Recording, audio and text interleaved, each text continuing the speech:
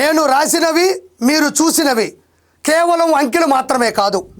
మతరాశుల మధ్యన మగ్గిపోతున్న తెలుగోడి ఆత్మగౌరవాన్ని, ఆత్మాభిమానాన్ని, ఆత్మవిశ్వాసాన్ని కాపాడడానికి, నిలబెట్టడానికి 58 రోజులు ఆమరణ నిరాహార దీక్ష చేసి అసువులు బాసిన అమర జీవి శ్రీ పొట్టి శ్రీరాములు గారి జీవితం ఇది.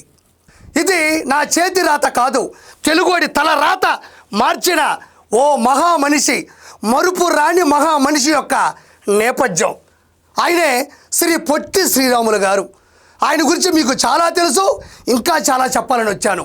మొదటి చూడండి, 1901 మార్చి 16 జననం, సాధారణం.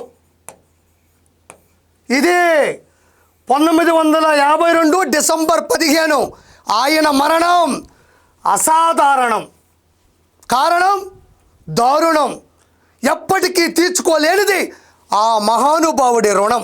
1952 డిసెంబర్ 15 ఏంటి ఆ దారుణం? ఆయన చివరి క్షణాలు ఎందుకు అంత దారుణంగా గడిచాయి? ఎందుకు ఆయన రుణం తీర్చుకోలేనిది? ఎందుకు ఈరోజు అమరజీవి పొట్టి శ్రీరాములు గారి యొక్క పుట్టినరోజు వేడుకలని మనం ఎందుకు స్మరించుకోవాలి? ఆయన్ని ఎందుకు గుర్తు పెట్టుకోవాలి? ఎందుకు గుర్తించుకోవాలి? ఆయన ఏం చేశాడు మనకి? ఎందుకు ఆయన చరిత్రలో నిలబడ్డాడు? ఏంటి ఆ చరిత్ర? ఖచ్చితంగా ప్రతి తెలుగుడే కాదు, ప్రపంచ వ్యాప్తంగా ఉన్న ప్రతి ఒక్కరూ కూడా ఆయన యొక్క జీవిత నేపథ్యాన్ని, ఆయన చేసినటువంటి జీవిత సారాంశాన్ని ఖచ్చితంగా మనం మనసులో పెట్టుకోవాలి. ప్రతి ఒక్కరూ తల్లిదండ్రులు తన బిడ్డలకి ముఖ్యంగా పాఠ్యాంశంగా ఆయన యొక్క జీవితాన్ని, ఆయన చేసిన పోరాటాన్ని, ఆయన చావుని గుర్తు చేస్తూనే ఉండాలి. ఏంటా అసాధారణమైనటువంటి చావు? ఏంటా అసాధారణమైన జీవితం? ఏంటా దారుణం? ఎందుకు తీర్చుకోలేము ఆయన రుణం? వాటికి సంబంధించినటువంటి ఓ కథ చెబుతాను. అది నిజమైన యథార్థమైన జీవితం. ఒకసారి విందాం, ఒకసారి చూడండి. పొట్టి శ్రీరాములు గారు మద్రాసు పట్టణంలోని జార్జి టౌన్ అన్నా పిల్లై వీధిలోని 165వ ఇంట్లో పుట్టారు.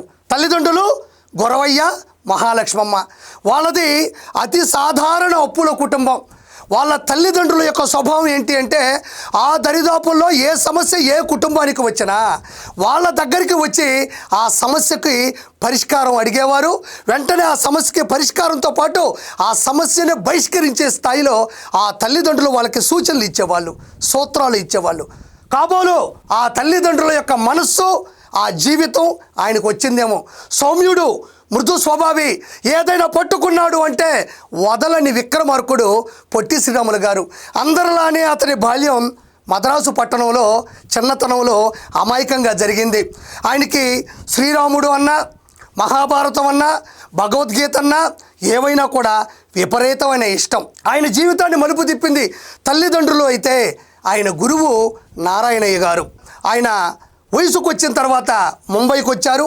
ముంబై శానిటరీ ఇంజనీరింగ్ కళాశాలలో చదువుకున్నారు. అదే రైల్వే పెనిన్సులర్లో 250 రూపాయల జీతానికి కూడా ఆయన జీవితం మొదలుపెట్టారు.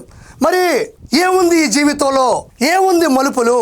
ఆయన దేశానికి, రాష్ట్రానికి చేసినటువంటి సేవ ఏంటి, గొప్ప ఏంటి, ఎందుకు గుర్తు పెట్టుకోవాలని అడిగితే ఎక్కడే మరి ఎవరి జీవితంలో కూడా లేనటువంటి విషాదకరమైనటువంటి ఛాయలు, ఎన్నో ట్విస్టులు కూడా మనం తెలుసుకోవచ్చు.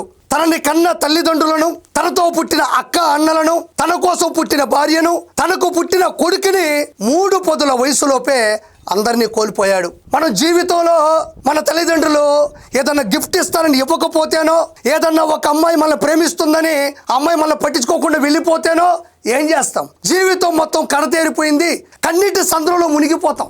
ఎన్ని సమస్యలు, ఎంతమందిని కోల్పోయిన ఏ వ్యక్తి అయినా సరే మద్యానికి బానిస అవుతాడు, మధ్యలోని జీవితాన్ని ముగిస్తాడు, లేకపోతే పిచ్చిగా ప్రవర్తిస్తూ ప్రపంచాన్ని ఊహించుకుంటూ తిరుగుతాడు. కానీ ఆయన అలా చేయలేదు. ఆయన నా కుటుంబం పోతే ఏంటి, భారతదేశం స్వాతంత్ర్యం లేక బ్రిటిష్ వాళ్ళ మధ్యన మగ్గిపోతుంది, బానిస సంఖ్యల మధ్యన ఇరుక్కుపోతుందని ఆలోచించి నాకు మరో కుటుంబం, మరో జీవితమైన భారతదేశానికి స్వాతంత్రం తేవడానికి అహర్నిశలు కష్టపడుతున్నటువంటి గాంధీ గారి అనుచరుడుగా, గాంధీ గారి ఆచరణలో ఆయన్ని అనుసరించే వ్యక్తిగా, ఆయన మీద ఉన్న అపారమైనటువంటి శక్తిగా ఆయన సబర్మతి ఆశ్రమంకి వెళ్ళి సేవలు చేశాడు. క్విట్ ఇండియా ఉద్యమాల్లో, ఉప్పు సత్యాగ్రహాల్లో పాల్గొని పళ్ళు సార్లు జైలుకు వెళ్ళాడు, చాలా లాఠీ దెబ్బలు తిన్నాడు. అలాంటి గొప్ప వ్యక్తి ఆయన దేశానికి రకరకాలుగా అన్ని ఉద్యమాల్లో ఒక ఉద్యోగిగా పనిచేసి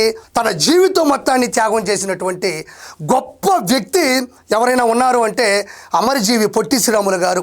ఇంకా ఆయన గురించి గొప్పగా చెప్పాలి అంటే అప్పట్లో ఆంధ్ర అంటే మద్రాసీల మధ్యన ఉండేటువంటి మద్రాసు ప్రెసిడెన్సీలో ఉండేటువంటి తెలుగు వారికి హరిజనులకి ఆలయములకు ప్రవేశపెట్టేది లేదు. కుక్కుడు మంచినీళ్ళు ఇస్తేనే దూరంగా ఉంచి పోసేటువంటి పరిస్థితి, అస్పృశ్యత, అంటరానితనం, అవివేకం, అలాంటి వాటి మధ్యన నేను ఖచ్చితంగా హరిజనుల్ని ఆలయ ప్రవేశం కల్పించాలి, వాళ్ళు దేవుడికి వెళ్ళి మొక్కుకోవాలి, వాళ్ళు కొబ్బరికాయ కొట్టాలి అని గట్టిగా సంకల్పించుకొని ఎన్నిసార్లు చెప్పినా కూడా అధికారులు ప్రభుత్వం పట్టించుకుపోయేసరికి ఆయన పెద్ద స్థాయిలో నెల్లూరు టౌన్లోని మూలాపేటలోని వేణుగోపాల స్వామి ఆలయం దగ్గర ఆమరణ నిరాహార దీక్ష మొదటిసారి చేశాడు. అక్కడ చేసిన వెంటనే కదిలిపోయినటువంటి ప్రభుత్వం, కేడర్, పెద్దలు అందరూ కూడా అతని యొక్క పట్టుదల ముందు చిన్నపోయి వెంటనే కూడా అప్పటి తెలుగు వారికి సంబంధించిన అది సింహాచలం కావచ్చు, అన్నవరం కావచ్చు, కాణిపాకం కావచ్చు, అన్ని ఆలయాల్లో కూడా హరిజనులకి ఆలయ ప్రవేశం కల్పించినటువంటి మొదటి వ్యక్తి, శక్తి, ప్రజలకు భక్తి ఆయనే పొట్టి శ్రీరాములు గారు. రెండోసారి ఇదే హరిజనులు మద్రాసు ప్రెసిడెన్సీలో వాళ్ళ మధ్యన పనిచేస్తుంటే దళితులకి ఖచ్చితంగా నెలలో ఒక్క రోజైనా సెలవు దినంగా ప్రకటించాలని రెండోసారి ఆయన ఆమరణ నిరాహార దీక్ష చేపట్టారు. ప్రభుత్వం కదిలింది, పైవారు దిగి వచ్చారు. ప్రతి నెల 30వ తారీఖు సర్వోదయం అని ప్రకటించి మళ్ళీ హరిజనులకు కూడా మంచి చేసినటువంటి వ్యక్తి. ఆ రోజుల్లో ఉద్యమాల్లో, జైల్లో కిటకిటలాడుతున్నటువంటి భారతదేశానికి సంబంధించినటువంటి ఉద్యమకారులకి మంచి భోజనం, శుచి, శుభ్రత, బూతులు ఇలాంటి ఇబ్బందులు ఉంటే మళ్ళీ జైల్లో కూడా ఆమరణ నిరాహార దీక్ష చేసి వాళ్ళు మనుషులు అని వాళ్ళ హక్కుల్ని గెలిపించినటువంటి వ్యక్తి. చివరగా చేసిన ఇంకొక ఆమరణ నిరాహార దీక్ష ఉంది, దాని గురించి మళ్ళీ చెప్తాను. మరి పొట్టి శ్రీరాములు గారు ఇది ఒకటే చేశారా అంటే నిజంగా చెప్పాలంటే ఆ రోజుల్లో భారతదేశాన్ని ఒక ఏకతాటిగా తీసుకొని వచ్చి ఏక పందాలు నడిపిస్తున్న వ్యక్తి గాంధీజీ గారు. ప్రత్యేకంగా చెప్పనక్కర్లేదు. లక్షలాది మంది పోగై ఉన్న ఒక సభ సాక్షిగా సభా ప్రాంగణంలో లక్షల మంది ఉండగా ఆ సభలో నిలబడి నేరుగా చెయ్యి చూపిస్తూ పొట్టి శ్రీరాములు గారిని చూపిస్తూ, ఇలాంటి పొట్టి శ్రీరాములు ఇంకొక 10 మంది ఉంటే ఏడాదిలో స్వాతంత్రం తెచ్చేవాడిని అన్న ఆ మాట ఈ రోజుకి ఈ భరత గడ్డ మీద ఏ స్టార్ హీరో కూడా ఎలివేషన్స్ లేవు, గూస్ బంప్స్ రావు. ఇది ఖచ్చితంగా గుర్తుపెట్టుకోవాలి. ఇంకా గొప్పగా చెప్పాలంటే ఆయన నెల్లూరు వీధుల్లోనే కాకుండా పలు వీధుల్లో కూడా మెడకి అట్ట పెట్టి వేలాడ తీసుకొని అస్పృశ్యత పోగొట్టాలి, ఆలయ ప్రవేశం హరిజనులకు జరిపించాలి అనేటువంటి అక్షరాలను రాసుకొని మండు టెండలో కాళ్ళకి చెప్పులు లేకుండా, తల మీద గొడుగు లేకుండా, ఒంటికి బట్టలు లేకుండా చిన్నపాటి క్లాత్ కట్టుకుని రోడ్ల మీద తిరిగినటువంటి విధానం. ఆ రోజుల్లో అతన్ని చూసి ఎవరో పిచ్చి వాళ్ళ ఉన్నాడు, మైండ్ చెడిపోయింది, ఇలాంటి వాళ్ళు ఉంటే ఏమైనా కుక్కలు వెంటబడతాయేమో అనుకున్నటువంటి వ్యక్తే ఈరోజు తెలుగు వారి యొక్క సత్తాని ప్రపంచ చరిత్రకి నాంది పలికిన వ్యక్తి, భాషా ప్రయుక్త రాజ్యాల ఆజ్యం పోసినటువంటి వ్యక్తి. ఏదైతే అంటే ఆ రోజుల్లో అస్పృశ్యత, నిమ్న జాతి, తక్కువ జాతి వాళ్ళ దగ్గరికి రాకూడదు అనేటువంటి విధానంలో ఆయన ఇంటింటికి వెళ్ళి జోలు పట్టుకుని అడుక్కొని పదార్థాలు కావచ్చు, డబ్బులు కావచ్చు తీసుకొని అన్నిటిని తీసుకొచ్చి ఒక దగ్గర పోగేసి వండి పెట్టి అందరినీ పిలిచేవాడు. కలిసి భోంచేద్దాం రండి, ఒకరిని కౌగులించుకుందాం, కడుపు నిండా తిందాం, తనివి తీరా మాట్లాడుకుందాం, ఈ నిమ్న జాతుల్ని పక్కన పెడదాం, ఈ అస్పృశ్యతని పోగొడదాం, అందరూ సమానమే అన్నా వాళ్ళు రాకపోయినా ఏ కాడికి దాన్ని పూర్తి స్థాయిలో ముందుకు తీసుకెళ్ళి గెలిచినటువంటి రారాజు అమరజీవి పొట్టి శ్రీరాములు గారు.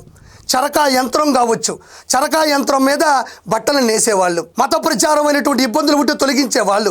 ఒక క్రిస్టియన్ దళిత మహిళ చేత ప్రజలందరూ చూస్తూ ఉండగా ఎంతో పెద్ద ప్రమాదం పొంచి ఉన్నా కూడా ఆ మహానుభావుడు ఆ మహిళ చేత బావిలో నీళ్లు తోడించినటువంటి మరుపురాని మనిషి, మహామనిషి, గొప్ప మనిషి, మనం ఆరాధించదగిన మనిషి. మన బిడ్డలకి లోతుగా చెప్పి అతనిలా ఒక్కరోజు బతికినా చాలు అని చెప్పగలిగినటువంటి గొప్ప మనిషి అని నేను ఈరోజు ప్రత్యేకంగా చెప్తున్నా. అయితే ఎక్కడి వరకు బాగానే ఉంది. కానీ మధ్యలో ఎప్పుడైతే 6 మందిని తన కుటుంబంలో కోల్పోయాడో మొదటి దెబ్బ, రెండో దెబ్బ తను విపరీతంగా ఇష్టపడే గాంధేయవాది గాంధీ గారిని కోల్పోయాడు. గాంధీ గారిని కోల్పోయి నిశ్చేష్టుడయ్యాడు. అంటే 2 సార్లు దెబ్బతింటే రెండోసారి కూడా స్వాతంత్రం వచ్చిన తర్వాత మళ్ళీ తగ్గలేదు. నేను మళ్ళీ పోరాటం చేస్తా, నా ఆరాటం ఆంధ్రుల యొక్క స్వాతంత్ర్యం. అంటే మతరాశుల మధ్యన అడ్డుబొట్టు పెట్టుకుని మనకు ఒక ఐడెంటిఫికేషన్ లేదు. మనకి తాగునీరు, సాగునీరు, విద్యుత్ శక్తి, అధికారాలు, పదవులు, పథకాలు, కడుపు నిండా భోజనం చెప్పుకోవడానికి మనకంటూ ఒక పేరు ఊరు లేనటువంటి పరిస్థితి. వాళ్ళ మధ్యన బూతులు, మనకంటూ ప్రత్యేకత లేదు, గుర్తింపు లేదు. గుండెల నిండా బాధతో ఆయన ఎన్నోసార్లు అలమటించాడు, అడిగాడు, పర్యటించాడు, ఎన్నో విధాలుగా చేశాడు. ఏదైతే దేశం కోసం పోరాడాడో, నా రాష్ట్రం కోసం నేను ఎంతవరకైనా దిగతాను. ఆ రోజుల్లో ఒకటే మాట, ఆంధ్రులు ఆరంభ సూరులు, అన్నీ ఉడత ఊపులే. ఒక అడుగు ముందుకేస్తారు, ఆకలికి అలమటించి వెనక్కి వస్తారు. అన్నీ ఉడత ఊపులే, ఏదో చిన్న జలక్కిస్తారు, జగత్తు కోసం జనం కోసం ఏమీ చేయరు అనేటువంటి పద్ధతి వచ్చింది. ఆంధ్రులు ఆరంభ సూరులు అన్న రాజాజీకి, ఆంధ్ర రాష్ట్రం ఇవ్వడం కుదరదు అన్న నెహ్రూజీకి గాంధీజీ సిద్ధాంతాలతో తెలుగోడి తెగువ చూపించాడు, ఆంధ్ర రాష్ట్రాన్ని సాధించాడు. ఆ రోజు పొట్టి శ్రీరాములు గారు గట్టిగా అనుకున్నారు, ఏదైతేనేం నా తెలుగు వారి కోసం నేను తెగిస్తా, ఈ చరిత్రను ఇంతటితో ముగిస్తా, ఎంతకైనా సహిస్తా, నా ఆత్మ బలిదానమే, నా మరణమే దీనికి కారణం కావాలి అని ఆ రోజు కంకణం కట్టుకొని మద్రాసు పట్టణంలో ఉండేటువంటి బులుచు సాంబమూర్తి గారి మైలాపూర్లో ఉండేటువంటి ఇంటి దగ్గర కూర్చున్నాడు. 1952 అక్టోబర్ 19వ తారీఖు. అది చరిత్రకు నాంది పలికినటువంటి రోజు, మరుపురాని క్షణం ఆయన లక్షణం. అక్కడ మొదలుపెట్టినటువంటి అమరజీవి పొట్టి శ్రీరాములు గారు వెనక్కి తిరిగి చూసుకోకుండా ఆయన యొక్క దీక్షని ఆయన చనిపోయేంత వరకు కూడా ముందుకు తీసుకెళ్లారు. మరి ఆమరణ నిరాహార దీక్ష అంటే ఏంటి అంటే ఏదో ఇడ్లీలో, పొంగలో, దోశలో తినేది కాదు. ఆమరణ నిరాహార దీక్ష అంటే కేవలం పచ్చి నీళ్లు మాత్రమే తాగుతూ ఏదైతే అనుకున్న హక్కుల కోసం పోరాటం చేస్తూ వాక్కుని ముందుకు తీసుకెళ్తారో దాన్ని ఆమరణ నిరాహార దీక్ష. ఆయన కేవలం 58 రోజుల్లో ఆయన భుజించింది, ఆయన సేవించింది, ఆయన తాగింది కేవలం మంచినీళ్ళు, పాండీ బజార్లో దొరికే చిన్న నిమ్మకాయల యొక్క ద్రవం తప్ప, ఒంటికి ఒండ్రు మట్టి తప్ప, ఒక్క ఆశయం ఆయన ఉన్న బలం ఒక్కటే, నేను సాధిస్తాను, దీని ఇంతటితో ముగిస్తాను, లేదంటే నేను చస్తాను అని వెళ్ళినటువంటి తీరు ఆ రోజుల్లో ఘన చరిత్రకు కూడా దారితీసింది. అయితే అమరజీవి పొట్టి శ్రీరాములు గారు చేసినటువంటి గొప్ప పనులు తాలూకు సాక్ష్యాలను చూపిస్తాను. ఇది చూడండి, ఇది నెల్లూరులోని మూలాపేటలోని వేణుగోపాల స్వామి ఆలయం దగ్గర ఆయన చేసినటువంటి ఆమరణ నిరాహార దీక్షకి ప్రతిరూపం ఇది. హరిజన దేవాలయ ప్రవేశం నెల్లూరు 1943-10. చూడండి, ఇది శిలాఫలకం కాదు, ఆయన చేసిన త్యాగానికి ప్రతిఫలం.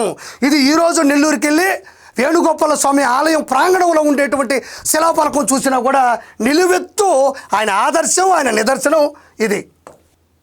ఇది చూడండి, పొట్టి శ్రీరాములు గారు ఆయన ఏదైతే ఆలయంలోకి ప్రవేశం కల్పించాలంటే పైన పట్టించుకోకపోతే ఆయన చూడండి ఒక అట్టపెట్టెను ముందు పెట్టుకొని హరిజన దేవాలయ ప్రవేశమే అస్పృశ్యత నివారణ, ఏక పంక్తి భోజనముతో కులతత్వాలను పోగొట్టుడు అని ఆ రోజుల్లోని కూర్చొని ఇలా చూడండి ఆలోచిస్తున్నాడు. అప్పటికింకా క్లైమాక్స్ రాలా, అప్పటికింకా చరిత్ర ముగిలా. చూడండి, ఇది ఈయన పొట్టి శ్రీరాములు గారి అక్కగారి కొడుకు ఎన్ఆర్ గుప్తా. రేపు ఉదయం అంటే 1952 అక్టోబర్ 19వ తారీఖు దీక్ష మొదలు పెడతాను అనగా 18వ తారీఖు వాళ్ళ అక్కగారు అబ్బాయితో ఇచ్చినటువంటి ఫోటో. ఆ రోజే డిసైడ్ అయ్యాడు, చరిత్ర సృష్టిస్తా, తెలుగు వాళ్ళకి సపరేట్ రాష్ట్రం ఇస్తా. ఇది గమనించండి, ఆయన శరీర బరువు తగ్గిపోయి కృంగి కుసించి నశించి మాట్లాడలేని పరిస్థితిలో ఉన్నప్పుడు చివరి గడియలు దగ్గర పడ్డప్పుడు ఉండేటువంటి ఫోటో. వీళ్ళంతా కూడా అక్కడ ఉండేటువంటి డాక్టర్ల బృందం, ఈయన వచ్చేసి వీళ్ళ అక్కగారు అబ్బాయి, వాళ్ళ వైఫు, కూతురు అనురాధ గారు, అదేవిధంగా వాళ్ళందరి మధ్యలో కూడా ఆ రోజుల్లో తీసినటువంటి ఫోటో. దయచేసి మాట్లాడవద్దు. అక్కడ పరిస్థితి ఏంటంటే చివరి రోజుల్లో ఎలాంటి పరిస్థితికి వచ్చారంటే ఆయన పేగులు పుండ్లు పడి గావు కేకలు పెట్టినా జీర్ణ వ్యవస్థ తిరగబడి మలమూత్ర విసర్జనలు ముక్కుగుండా నోటుగుండా చెవుగుండా వచ్చినా ఏ మాత్రం తగ్గని అసలు సిసలైన రాజు ఎవరైనా ఉన్నారంటే ఈయనే. ఆ రోజుల్లో ఆ చివరిలో మాట్లాడితే సౌండ్ తట్టుకోలేనటువంటి పరిస్థితి. చివరి గడియలు మీకు చిన్న ఉదాహరణ చెప్పాలి ప్రజలారా. ఒకసారి ఎవరో వచ్చి ఎలాగైనా పొట్టి శ్రీరాములు చనిపోతాడేమో, ఈ మంకుతనం ఈ యొక్క పట్టుదల అతన్ని తీసుకుంటుందేమో బలిదానం అనుకుని ఎవరో వచ్చి పొట్టి శ్రీరాములు రేపు ఉదయం ఎల్లుండో ఇచ్చేస్తున్నారు, ఆంధ్ర రాష్ట్రానికి అమలు చేసేస్తున్నారు, నువ్వు దయచేసి మాని అంటే ఆయన ఒకటే ఒక మాట అన్నాడు, పార్లమెంటులో దీని గురించి ప్రసక్తి వచ్చిందా, అమలు పెట్టారా, బిల్లు పాస్ అయిందా, జీవో పాస్ అయ్యిందా అంటే లేదు, రేపు ఎల్లుండు నేను చావడానికి సిద్ధమే, అది అయినప్పుడు చెప్పు, నేను అన్నం తింటా బయటకు వస్తా అన్నాడు తప్ప ఆ రోజు కూడా ఆయన వెనకడుగు వేయనటువంటి సింహ గర్జన ఆయనది. ఇది చివరిగా అంటే 1952 డిసెంబర్ 15వ తారీఖు నైటు 11:23 ఆయన భౌతిక కాయం అంటే తనువు చాలించారు. తనువు చాలించిన తర్వాత అప్పటి వరకు తెలుగు వాళ్ళతో నిండిపోయిన మద్రాసు పట్టణంలో ఏ ఒక్కరూ కూడా కొంతమందికి భయపడి సోషల్ మీడియా ఆ రోజులో లేకపోబట్టి తెలిసిన అది నిజమో అబద్ధం తెలియక ఆయన దగ్గరకు వచ్చిన వాళ్ళు కాదు. ఎప్పుడైతే ఆయన చనిపోయాడో, మద్రాసులో ఉండే తెలుగు వాళ్ళ స్వాతంత్ర్యం కోసం స్వేచ్ఛ కోసం చనిపోయాడో ఎవరికి తెలియకపోయేసరికి ఆ రోజుల్లో ఘంటసాల గారు గుడివాడ నుంచి వచ్చి పాట అందుకోవడం, టంగుటూరు ప్రకాశం పంతులు గారు బండ బూతులు తిడుతూ ఇలాంటి తెలుగు వారి కోసం నువ్వు ప్రాణార్పణ చేసిందని ఆయన గొంతుతో నినాదాలు చేయడంతో ఒక్కసారిగా తెలుగు వారంతా కూడా తెగేసి ముందుకు వచ్చి తమిళుల మధ్యన ఉన్న ప్రజలందరూ కూడా తమిళ రాష్ట్రాన్ని తగలబెట్టడం, ఆ మంట కాస్త నెహ్రూ గారికి చారడం అప్పట్లో ఒక చరిత్రగా నెలకొల్పడం జరిగింది. అయితే చూడండి, ఆయన్ని అలంకరించి ఎడ్ల బండి మీద కూర్చోబెట్టి ఆ మహనీయుడికి నిజంగా వీళ్ళల్లో మనం ఒక్కరైనా లేకపోవడం అనేది దౌర్భాగ్యం. ఆ మహానుభావుని స్పర్శించడం, ఆ మహానుభావుని చూడడం ఆ రోజుల్లో వీళ్ళకే దక్కిందంటే మనం చాలా బాధాకరమైన విషయం. ఏమీ లేడు, చాలా తగ్గిపోయాడు, ఉన్నాడు అంటే ఉన్నాడు. అలాంటి వ్యక్తిని ఇలా వాకిట్లో నుంచి చెన్నైలో ఉన్న అన్ని వీధులు తిప్పుకుంటూ కన్యకా పరమేశ్వరి ఏదైతే శ్మశాన వాటిక ఉందో అక్కడ తీసుకెళ్ళడం జరిగింది. ఇది అప్పటి ఫోటో. అయితే అప్పట్లో ప్రచురించినటువంటి అప్పుడు మ్యాగజైన్లో వచ్చినటువంటి ఒక ఆర్టికల్, ఆంధ్ర రాష్ట్ర సాధనకు శ్రీరాములు గారి ప్రాణార్పణ, ప్రయోపవేశం 58వ రోజు రాత్రి 11:20 నిర్యాణం. ఇదంతా కూడా ఆయన చివరగా వచ్చినటువంటి ఆర్టికల్. కాబట్టి నేను ఆయన ఒక మతానికి సంబంధించిన కాదు, ఒక కులానికి సంబంధించిన వ్యక్తి కాదు, ఒక రాష్ట్రానికి సంబంధించిన వ్యక్తి కాదు, ఆయన ఒక మంచికి సంబంధించిన వ్యక్తి. ఆయన దేశకి సేవ చేశాడు, రాష్ట్రానికి సేవ చేశాడు, కులానికి సేవ చేశాడు, మతాలకు సేవ చేశాడు. ఓవరాల్గా ప్రపంచంలో ఉన్న ప్రతి వ్యక్తి ఇన్స్పిరేషన్గా నిలబడ్డాడు. This is my best information in my life. Thank you so much. చివరగా నేను చేయగలిగింది ఏముంటుందండి? చివరగా నేను చెప్పగలిగింది ఒకటే, అమర్ రగా పొట్టి శ్రీరాములు గారు.